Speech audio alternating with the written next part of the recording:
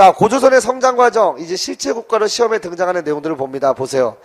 고조선은 아무래도, 자, 기록이 별로 없어. 그거는 뭐 분명하지. 그죠?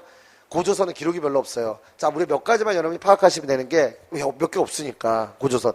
일단은 요거와 관련된 기사는 뭐가 나오냐면은, BC 요 시기입니다. 일단 정기고조선 관련해서. 아직 연나라 징기의 침입이 있던 그 시기, 이때를 기점으로 조선 왕이 등장을 해요. 자, 요 시기를 기점으로 조선 왕. 조선 왕이라고 하는, 자, 이거는 BC 323년에 조선 왕이라는 기사가 처음 등장하는데, 이 몇 세기야? BC 4세기죠. 조선 왕. 왕이 등장했다는 거는요, 벌써 뭐야? 고조선이 처음 시작 단계, 단군조선 시작 단계에서는 군장사회 단계로 시작했지만, 적어도 BC 4세기 요 경에는 왕이 등장했다는 거는 연맹국가 단계까지 갔다는 거죠. 제가 아까 군장사회하고 연맹국가 차이점이 뭐라고 그랬어요? 왕이 있느냐 없느냐. 그러니까 여러분, 자, 요 파트에서 그러니까 좀 어렵지만 중요한 게, 우리가 여태까지 배웠던 고고학 있잖아. 청동기, 철기. 이거와 고조선을 매칭을 시키는 거야, 지금 이게. 제가 지금 그 작업 때문에 계속 지금 설명을 드리고 또 드리고 하는 거거든요.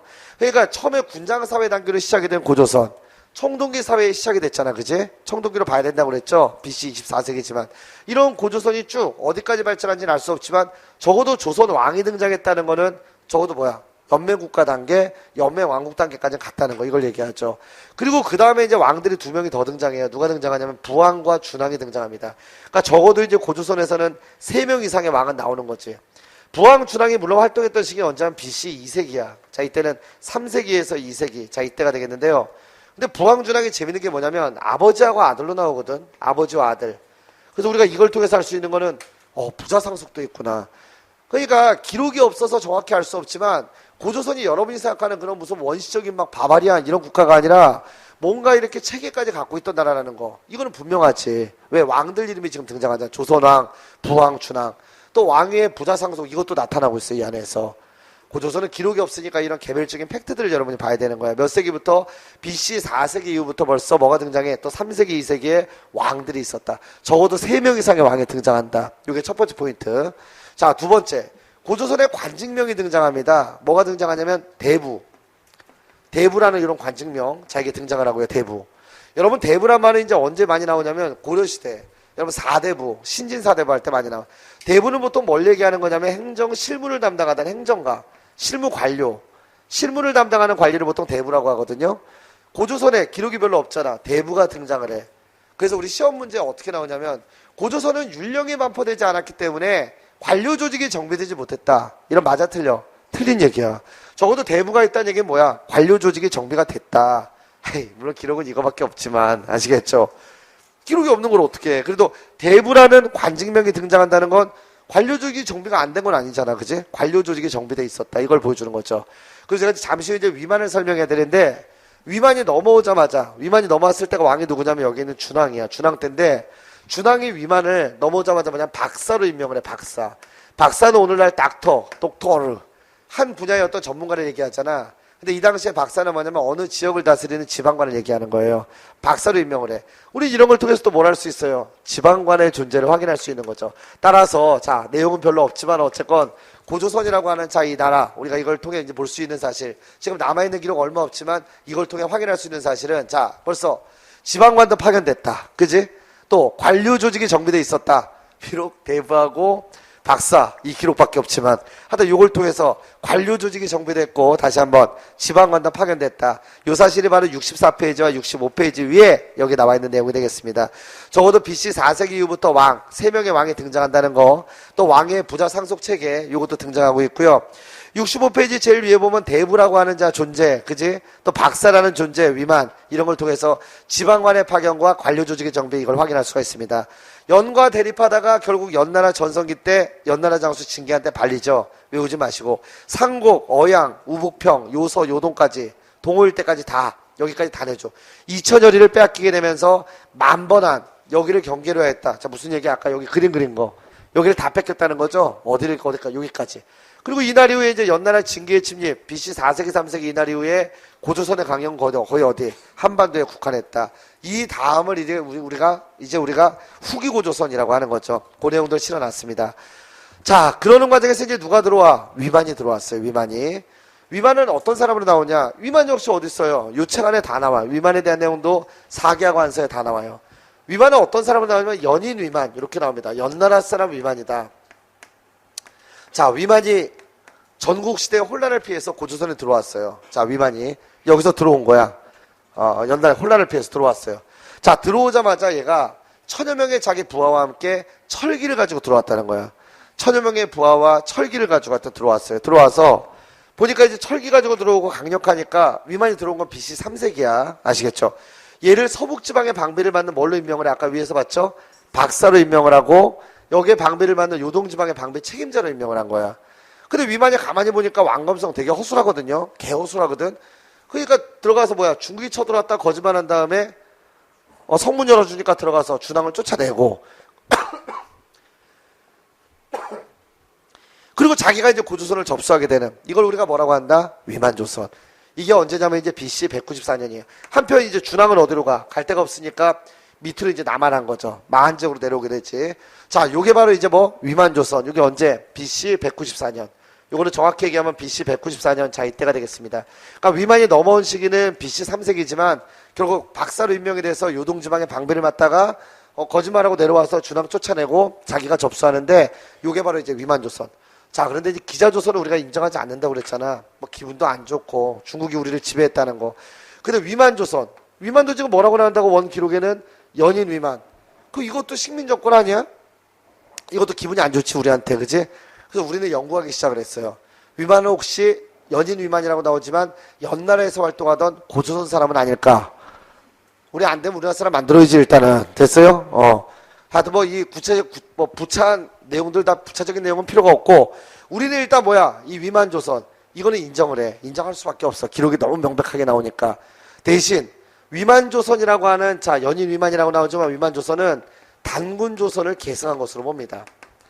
단군조선의 계승. 이게 이제 시험 문제 출제가 되는 포인트고요. 단군조선의 계승. 그러니까 위만은 한마디로 이제 뭐냐면 연인 위만이라고 나오지만 연나라에서 활동하던 뭐 고조선 사람이라는 거지. 연나라에서 활동하던. 요 근거가 근데요 나름대로 일리가 좀 있어요. 있기는 뭐 연구를 한 거지. 약간 궁색한 것도 있고 저 일리도 있고 이런데 자 첫 번째로 볼 수 있는 건 이제 뭐냐면 자 위만이 넘어오면서 기록에 의하면 어느 기록? 사계하고 한서의 기록에 의하면 상투를 틀고 넘어왔다고 나와. 상투.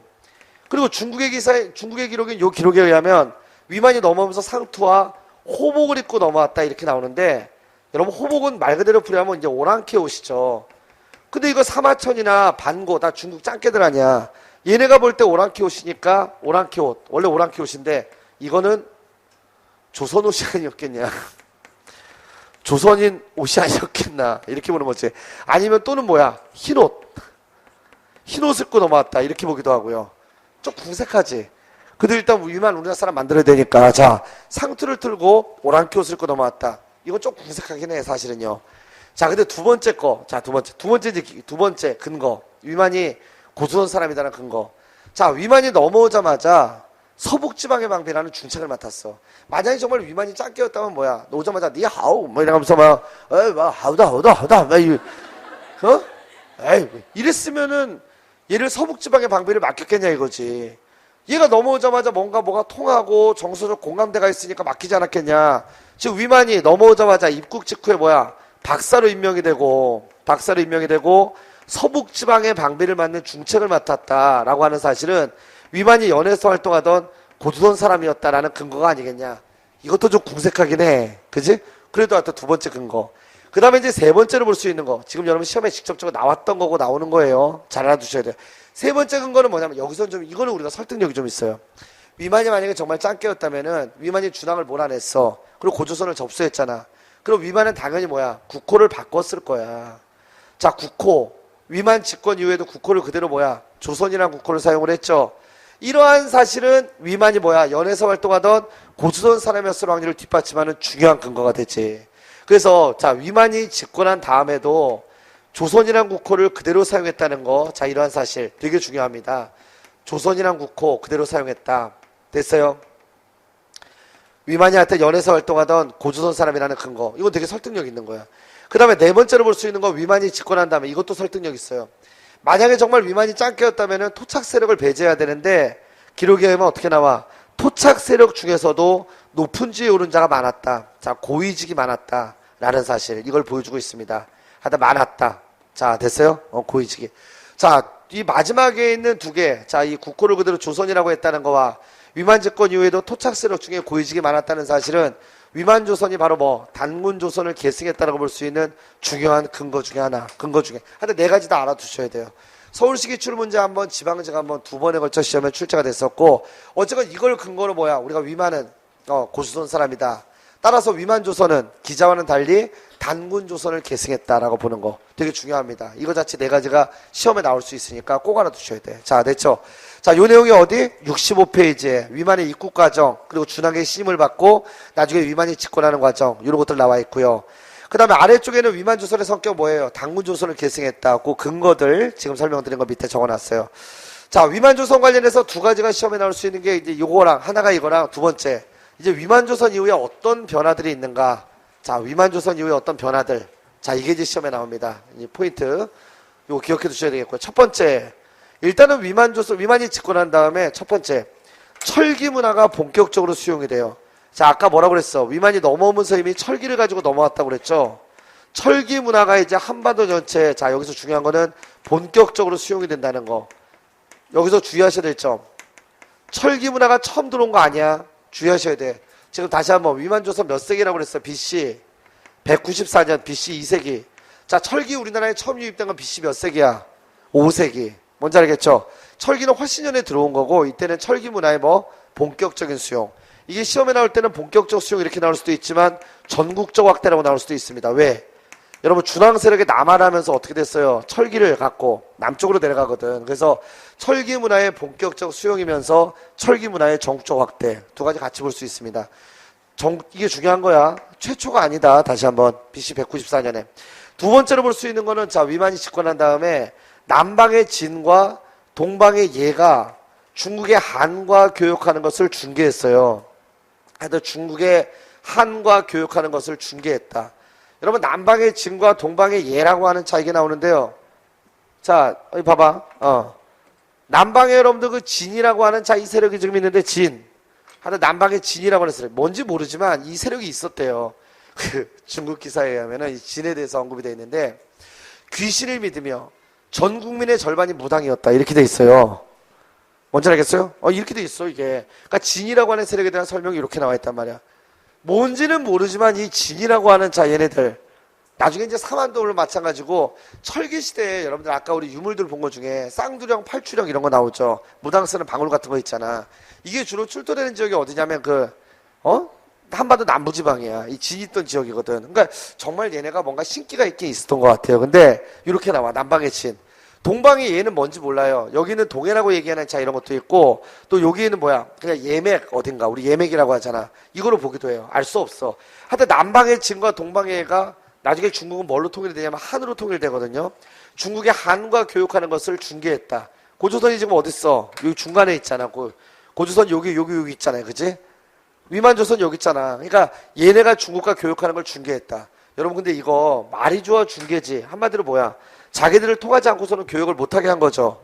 결국 이게 한나라의 노여움을 사게 되거든. 그래서 BC 109년에 한나라의 대대적인 공격을 받게 되는 원인 중에 하나가 바로 이거예요. 아시겠죠? 그래서 자 다시 한번 얘기하지만 여기 남방의 진과 동방의 예가 중국의 한과 교육하는 것을 중개했다. 바로 이제 중개무역이라고 하는 거. 위만조선의 중요한 특징인데 이게 결국은 뭐야? 한과의 마찰을 불러오게 돼. 이게 작년에 시험 문제로도 한번 출제가 됐던 거예요. 같이. 아시겠죠? 하여튼 중개무역을 해서 한과 대립하게 되는 계기가 되는 거야. 한과 대립. 한나라와 대립을 하게 되는. 자, 이런 과정이 나오게 되는 거고요. 그 다음에 이제 세 번째로 볼 수 있는 자, 이게요. 자, 세 번째. 하여튼 요게, 중개무역을 했다. 세 번째는 뭐냐면 주변에 대한 정보활동을 벌였어요. 자, 주변 지역에 대한 여러 가지 어떤 정보활동. 자, 이걸 벌였고요. 정보활동을 벌였다. 여기서 이제 정보활동이라고 하는 자 이거는 진번 임둔이랑 아마 지명이 나올 텐데 고조선 멸망한 다음에 설치되는 한사군이랑은 다른 거야. 그래서 진번 임둔이라고 하는 지역 이건 다시 한번 지역을 얘기하는 거고 다시 한번 이거 지역이고 한사군이 아니다. 나중에 고조선 멸망한 다음에 고조선의 강역에 한사군이 설치가 되거든요. 그 한사군의 이름이 낭랑, 진번, 임둔, 현도야.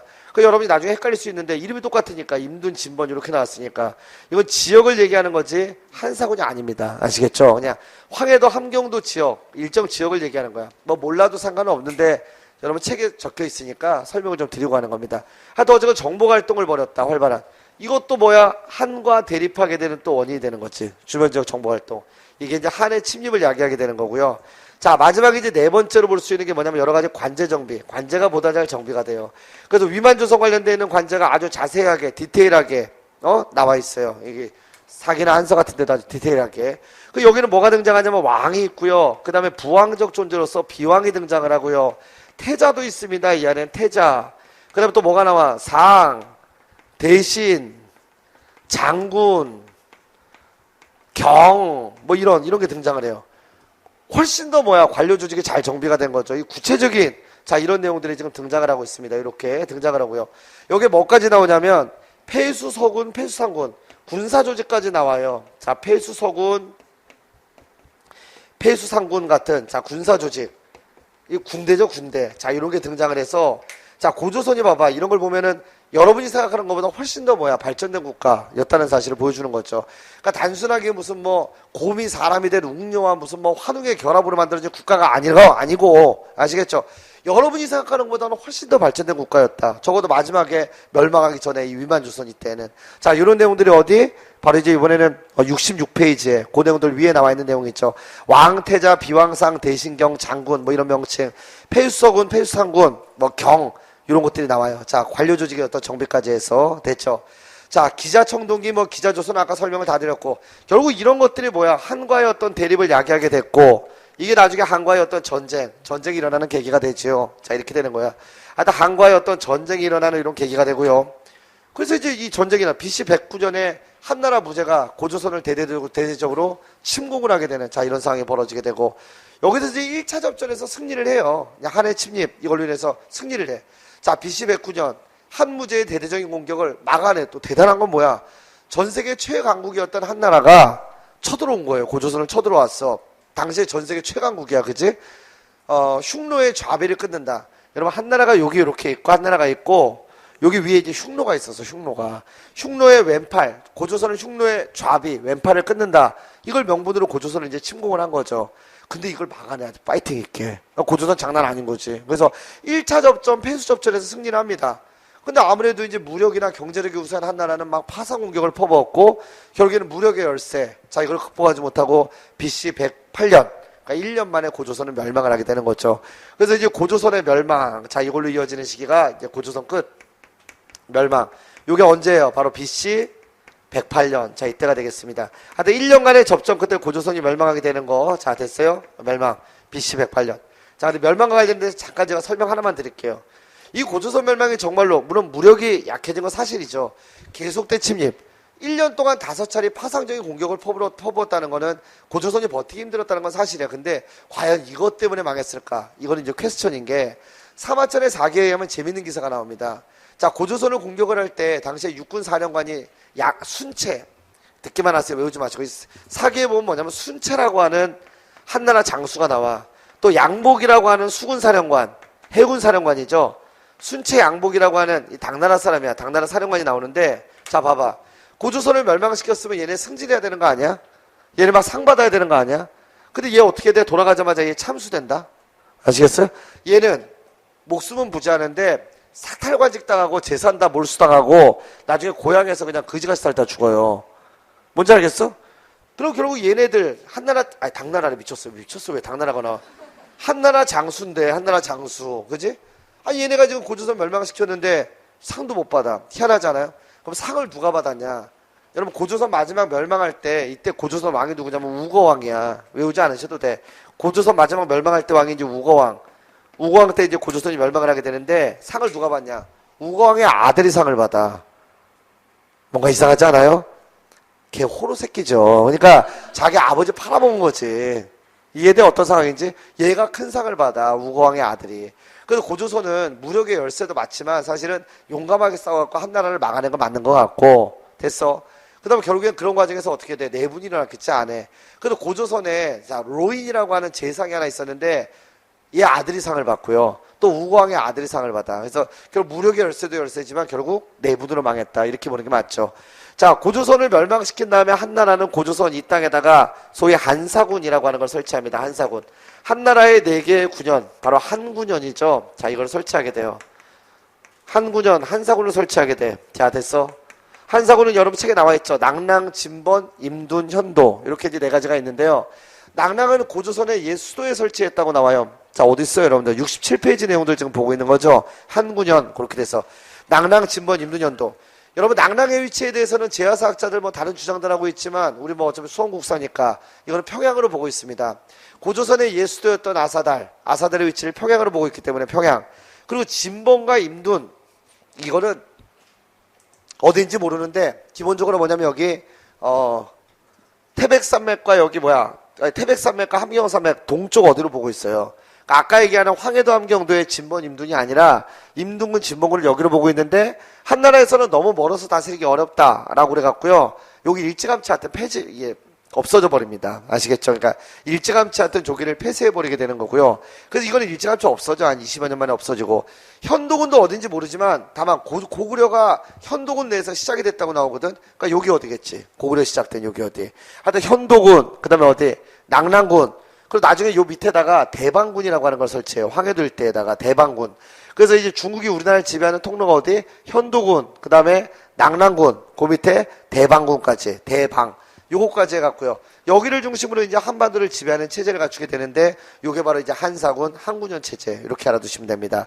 자, 이건 나중에 이제 고구려가 현도군 내에서 시작이 돼서 점차 세력을 확대하다가 313년 미천왕 때 낙랑을 완전히 이제 소멸을 시킴으로써 한반도 안에서 중국 세력을 완전히 몰아내게 되는 거죠. 자, 여기까지 어떤 내용들을 정리하면 되겠고요.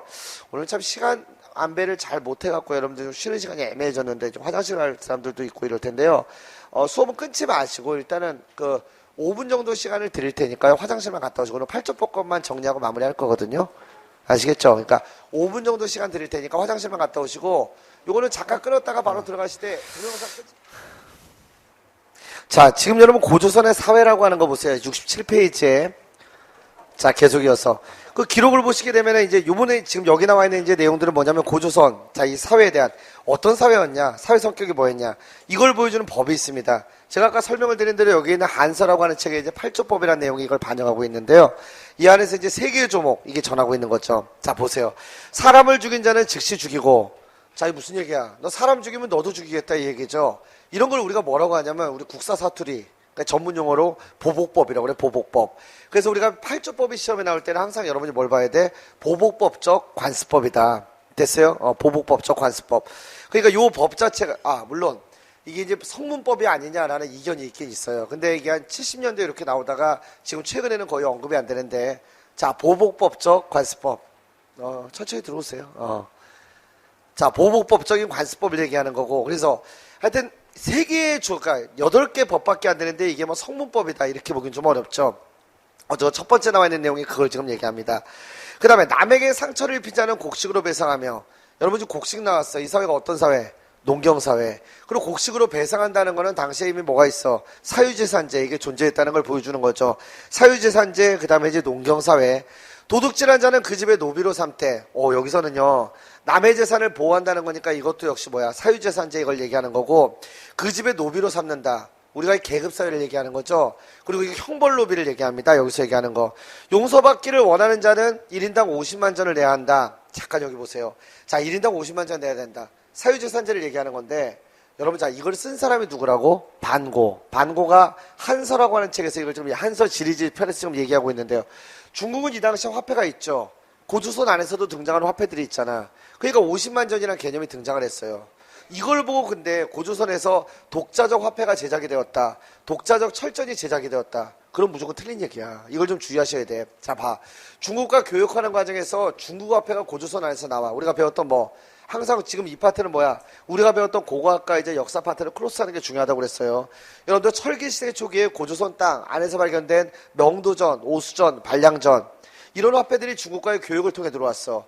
만약에 정말 고조선에서 독자적 철전이 제작이 됐다면, 철로 만든 독자적인 화폐가 제작이 됐다면 고조선 화폐도 나와야 되는 거 아니에요? 근데 하나도 나온 게 없지. 이 얘기는 뭐예요? 고조선에서는 독자적 화폐가 제작이 되지 않았다는 거죠. 이거는 단지 화폐를 사용하고 있던 중국 사람이 고조선에서 50만 년 정도에 해당하는 거를 배상해야 됐다. 이걸 지금 얘기하는 거고, 그러니까 다시 한번 사유재산제나 그 다음 화폐 비슷한 게 있었을 거야. 근데 아마도 현물화폐일 가능성이 큽니다. 그래서 현물화폐의 사용, 이걸 얘기하는 거지. 그러니까 화폐의 사용은 화폐의 사용인데 현물화폐의 사용. 아시겠죠? 이걸 얘기하는 거지. 만약에 이걸 바탕으로 뭐 고조선에서 독자적 철전이 제작이 되었다. 틀린 얘기야. 그걸 좀 여러분 주의해 두셔야 되겠고요. 독자적 화폐가 제작이 된 건 아닙니다. 자, 그러나 비록 용서를 받아 보통 백성이 되더라도 역시 수치를 씻지를 못해 결혼을 하고자 해도 짝을 구할 수가 없었다. 그리하여 백성들은 도둑질을 하지 않아 문단속을 하지 않고 살았다. 여자들은 모두 정조를 지키고 신용이 있어 음란하고 편벽된 짓을 하지 않았다. 중간에 있는 내용들은 필요 없고요. 자, 밑에 봐봐. 여자들은 정조를 지키고 신용이 있어 음란하고 편벽된 짓을 하지 않았다. 여러분, 남자가 아니라 여자들에게만 이런 걸 강요했어요. 그지? 여자들은 자, 정조를 지키고 음란하고 편벽된 짓을 하지 않았다. 이 사회가 어떤 사회? 남성 중심의 가부장제 사회다. 이걸 보여주는 거죠. 근데 이걸 보고 또 이제 어떤 선생님들, 자, 이걸 오바를 해갖고 이제 뭐 일부 다처제다. 이건 진짜 오바야. 그러니까 일부 다처제일 확률이 없지 않아요. 없지 않지만 우리가 고대사나 특히 더 이제 뭐 선사 이런 파트로 올라갈 때는 역사적인 팩트를 갖고 얘기해야지 그냥 추측으로 얘기해서는 안 돼요. 시험에 나오지도 않을 뿐만 아니라 그거는 사실이 아니니까. 아시겠죠? 그냥 가부장제 사회. 이 정도로만 여러분이 알아두시면 됩니다. 남성 중심의 가부장제 사회다. 됐어요?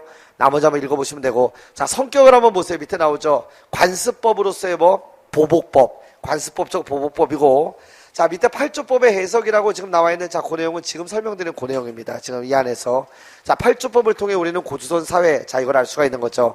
자, 다음 페이지 이제 68페이지 뒤로 넘어가시게 되면은 자, 이제 고조선이 멸망한 다음에 한나라에서 멸망하고 뭐가 설치가 돼? 한사군, 한군현이 설치가 됐다고 그랬죠. 그리고 나서 8조법이 몇 개로? 60여 개조로 늘어나게 돼요. 자, 이거 의미 있습니다. 먼저 법이 늘어났다는 거는 그만큼 뭐야? 풍속이 각박해졌다는 걸 얘기하는 거고, 두 번째로는 토착 세력의 저항이 아주 심했다는 거죠.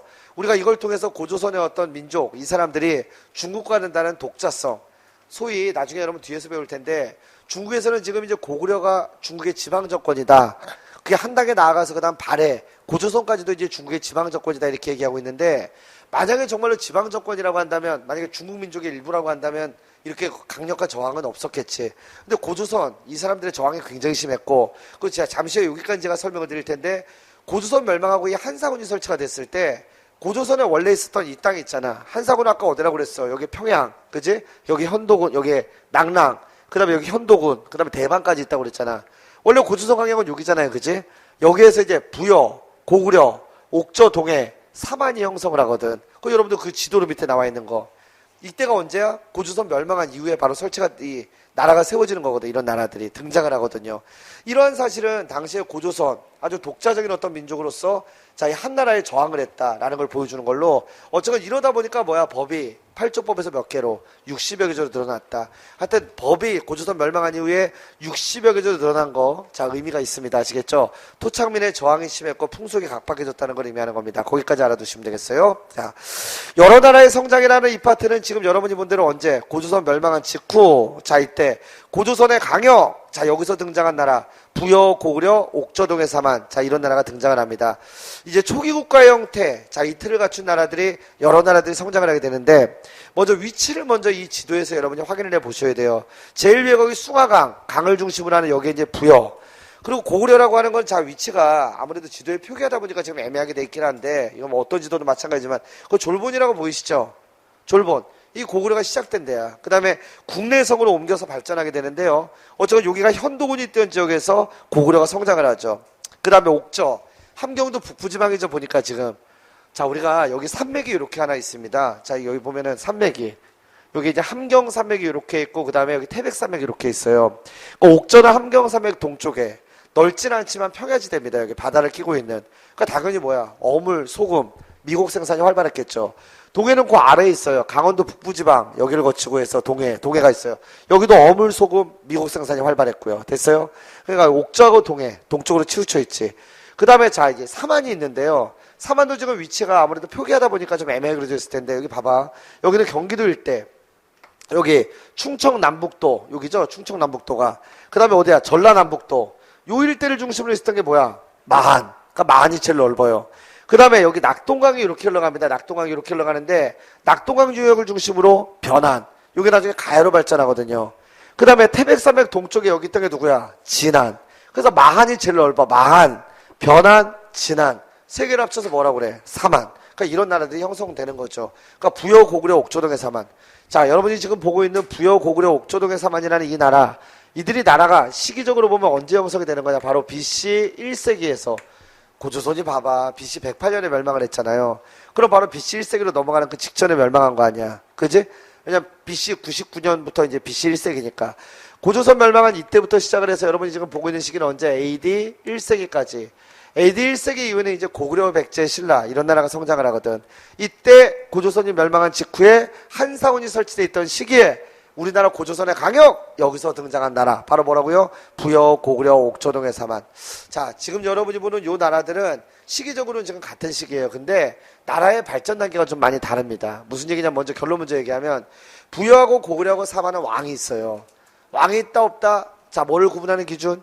군장사회와 연맹국가를 나누는 기준이죠. 그럼 초기 고구려하고 부여하고 사만 같은 경우에는 어떤 단계야? 연맹국가 단계라는 얘기고. 그런데요, 옥저하고 동해는 왕이 없어요. 그러니까 읍군, 삼노라고 하는 자 뭐가 있어? 군장이 있는 군장사회. 근데 그게 그럴 수밖에 없는 게 옥저하고 동해는 아무래도 지금 함경산맥, 태백산맥 여기 동쪽에 있다 보니까 중국의 선진문물의 전파가 늦고 또 하나는 바로 옆에 이제 파이팅 있는 뭐야? 고구려라고 하는 나라가 있다 보니까 허구한 나라 수탈을 당했거든. 그 얘네의 나라는 같은 시기긴 하지만 지금 연맹국가로 발전하지 못하는 군장사회 단계, 이 단계에 머무르고 있습니다. 자, 이런 것들 지도와 함께 좀 염두에 두시고 보면 되겠고요. 그 다음에 아래 사만 지도에서 다시 좀만 더 지도. 거기 마한에 보면 여러분 백제국, 그 다음 목제국 이렇게 보이시죠?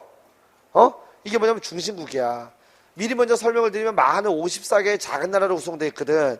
그 중에 중심이 되는 나라가 있어야 될 거 아니에요. 그게 바로 처음에는 어디? 목제국. 나중에는 고구려에서 내려온 백제한테 발려요. 그래서 백제국 나중에 중심이 되고요.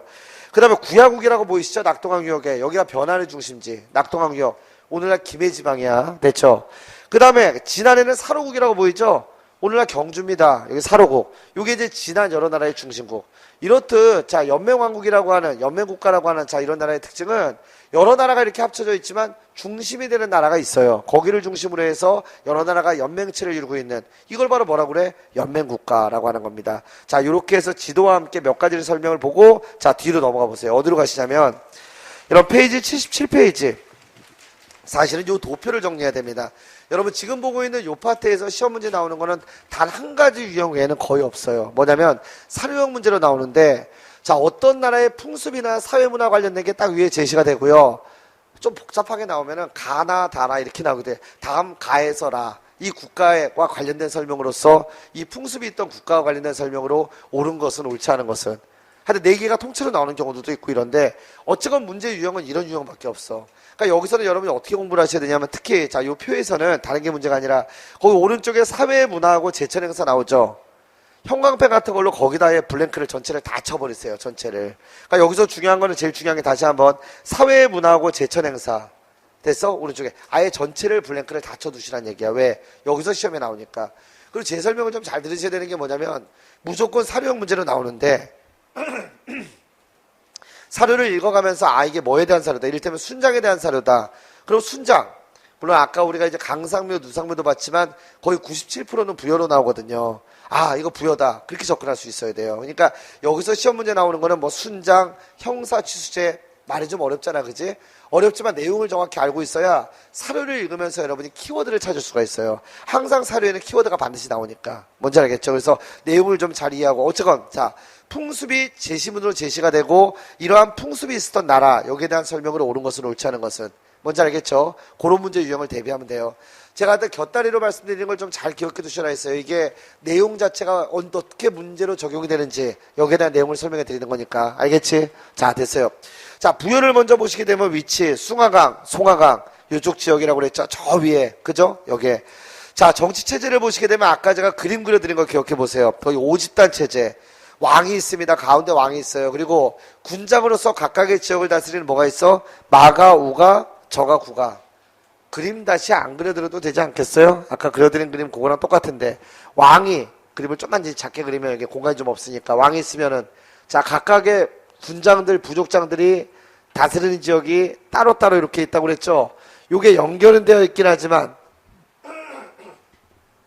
왕의 지배력에 미치지 못하는 자, 이런 지역이 되겠습니다. 그러니까 하나의 나라를 이렇게 형성하고 있긴 한데, 하나의 나라를 형성하고 있긴 한데, 자, 여기는 이제 여기에는 뭐가 있어요? 마가, 우가, 저가, 구가. 얘네 지금 부족장들을 얘기하는 겁니다. 부여는 또 하나의 이제 특징이라고 할 수 있는, 자, 이거는, 자, 부족장 이름 앞에 뭐야? 가축의 이름이 있다는 거죠. 여러분 지금 부여의 위치 자체가 지금 제일 꼭대기 여기 있잖아. 그럼 농사가 잘 됐겠어요? 잘 안 됐겠지. 그래서 오른쪽에 경제 파트 한번 가봐. 뭐라고 써 있어? 반농 반목이라고 돼 있죠. 농사가 잘 안 되니까 대도 주로 뭐야? 반농사 중심이겠죠. 벼농사가 잘 안 되고. 그러니까 이것만으로 안 되니까 목축을 하는 거죠. 그래서 반농 반목이라는 얘기 뭐야? 반은 농사, 반은 목축. 그리고 수렵이 발달했겠지. 그죠? 여기 나라가. 이게 부여예요, 부여. 그래서 자, 요 지역은 가축의 이름을 딴 부족장의 이름이 있다. 자, 이런 얘기는 당시에 뭐가 발달했다? 목축과 수렵이 발달했다. 자, 이걸 보여주는 거죠. 그러니까 말, 소, 돼지, 개. 자, 됐어요? 하여튼 요 이름을 딴 부족장. 부족장의 명칭이 있습니다. 아까 얘기한 대로 왕은 마가우가 저가 구가보다는 힘이 세요. 그러니까 왕이 됐겠지. 하지만 얘네가 지배하는 지역, 여기에는 영향력을 행사할 수 없었다. 그러니까 여기에는 전혀 영향력을 행사할 수가 없어요. 자, 됐어? 얘네들도 마찬가지야. 그러니까 마가우가 저가 구가는 뭐예요? 독자적인 어떤 세력. 자, 이걸 거느리고 독자적인 지배 지역을 다스리고 얘네가 지배하는 이 지역을 우리가 뭐라고 불러? 이거 암기해 두셔야 돼요. 사출도라고 합니다. 이거는 사출도라고 해요. 하여튼 독자적인 지배 지역. 다시 한번. 중앙집권이야? 지방분권이야? 지방분권이다. 왕권이 강해요? 약해요? 약해요. 그래서 우리 다음 시간에 여러분이 보겠지만 부여에서는 이런 사료가 시험에 나옵니다. 수해나 한해를 들어서 수해라고 하는 건 홍수피해. 한해는 가문 한자야. 가문 피해를 얘기하는데 오곡이 있지 않으면 왕에게 그 책임을 물어야 된다. 또는 왕을 죽여야 된다. 이런 사료가 나오면 여러분 무조건 부여로 접근하시면 돼요. 물론 다른 나라도 비슷하긴 한데 이 사료는 부여와 관련된 사료야. 삼국지 위서동전에 있는 부여와 관련된. 다시 한번. 수해나 한해를 입어서 오곡이 있지 않으면 왕을 바꿔야 된다. 왕을 죽여야 된다. 이런 얘기가 나온다는 거. 무조건 부여입니다. 왕권이 강했다 약했다. 약했다는 걸 보여주는 거죠. 그래서 여기 있는 왕도 여러분들 뭐냐면 대사자 사자. 이름은 겁나 멋있어요. 대사자 사자 이렇게 돼 있는데 따까리야. 세금 걷어놓은 따까리들을 거느리고 있었고요. 얘네도 각각 뭘 거느리고 있어요? 대사자, 사자 등을 각자 거느리고 있어. 이 얘기는 바꿔서 얘기하면 독자적인 행정 조직을 다 갖추고 있다는 얘기죠, 얘네들이. 그러니까 왕 못지않은 행정 조직을 전부 다 독자적으로 갖추고 있어. 그러니까 왕권이 약했다는 걸 보여주는 거죠. 그 얘기를 정리해 놓은 게 그 표입니다. 아시겠죠, 지금? 마가우가 저가구가 사출도를 독자적으로 통치했다. 관리로서 사자, 대사자를 각자, 왕뿐만이 아니라 얘네들도 각자 거느리고 있었다. 이렇게 볼 수 있겠죠. 자, 경제적 특징과 관련해서는 반농, 반목사회, 농사반, 목축반. 자, 이렇게 되고요. 그렇기 때문에 특사물로 뭐가 나와? 말, 주옥, 모피. 자, 이런 게 나옵니다. 특사물로는. 말, 주옥, 모피. 우리가 뭐 목축이 발달했으니까 주옥이라고 하는 건 붉은색의 옥을 얘기합니다. 이 붉은색의 옥. 그러니까 붉은색을 띠고 있는 옥. 아시겠죠, 이거? 그 다음에, 저옥이라고도 해요. 모피는 담비, 뭐, 수달의 가죽, 뭐, 이런 걸 얘기하는 거고요. 자, 그 다음 오른쪽으로 가면 이제 사회문화 요게 나와요. 순장의 풍습. 제가 아까 순장, 강상묘, 누상묘 할 때 설명드렸어요. 이제 함께 가져 우리 길을 설명드렸는데, 여러분, 순장의 시험에 나올 때 거의 97%는 부여로 나와. 거의 다 부여입니다, 거의 다. 특히 9급에서는 거의 다인데, 여러분, 작년에 여러분 국가직 시험에 뭐가 나왔냐면, 신라에서 여러분 지정왕 때 순장금지령이 내려지거든요. 이 얘기는 바꿔서 얘기하면 신라에서도 뭐가 있었다? 순장이 있었다. 이걸 얘기하는 거죠. 그래서 작년에 이제 시험 문제 국가직 시험 9급에 뭐가 나왔었냐면은 여러분들 경주의 용강동 고분이라고 있어요. 용강동 고분. 나중에 뒤에 가면 나와. 거기서 뭐가 나왔냐면 사람 모양으로 만든 흙을 빚어서 만든 토용이라고 그래요. 토용. 그래서 토우라고도 하는데 보통 사람 모양으로 만든 거 토용. 이렇게. 그게 안에 나와. 그러니까 지정왕 때 순장이 금지되면서 왜? 노동력 확보를 위해서 사람 때려 묻으면 안 되거든. 금지하면서 그때부터 이제 무덤 안에다 사람 대신 사람 모양을 흙으로 빚어서 만든 토용을 집어넣기 시작을 한 거죠. 그러니까 지중왕 때 순장 금지령이 이제 부여의 순장 예외적으로 나올 수 있다는 거. 이거 하나 기억해 두셔야 되겠고요. 그 다음에 아까 배웠던 고조선에 강상묘, 누상묘에서 순장의 현정 나온다고 그랬죠. 이게 또 예외적으로 나올 수 있는 거고. 마지막으로 이제 문화사 내용인데 여러분 대가여 고분 중에 고령 지산동 고분이 있어요. 우리 다음 시간에 이제 가야에 대한 내용도 들어가겠네요. 자, 고령에 있는 지산동 고분이라고, 지산동 고분. 자, 요게 있어요. 고분이 있는데, 요게 이제 어떤 무덤이냐면 석광묘. 우리 이제 배웠어. 석광묘는 그럼 우리말로 풀이하면 뭐야? 무슨 무덤이야? 덧널 무덤이 되겠죠. 이 무덤이 있어. 이게 어디 무덤? 대가야 무덤이야, 대가야. 대가야 무덤인데, 여기서 뭐가 나와? 순장의 흔적이 발견되고 있습니다. 이 안에서. 아시겠죠? 그래서 순장, 다시 한번 97% 뭘로? 부여로 나오는데, 오늘 아까 배웠던 고조선의 강상묘, 누상묘하고 지증왕 때 여러분 순장금지령, 세 번째로는 고령 지산동 고분 순장묘, 예외적으로 세 가지를 곁다리로 같이 알아두시면 될 것 같습니다. 됐죠? 그 정도 보시고요.